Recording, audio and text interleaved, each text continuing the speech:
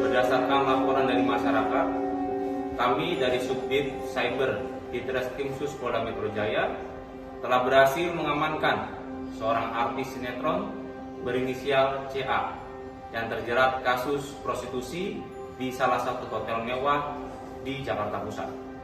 Untuk prosedur pengamanan sudah sesuai dengan SOP yang berlaku, tak luput pula kita melibatkan Polwan dalam pengamanan tersebut.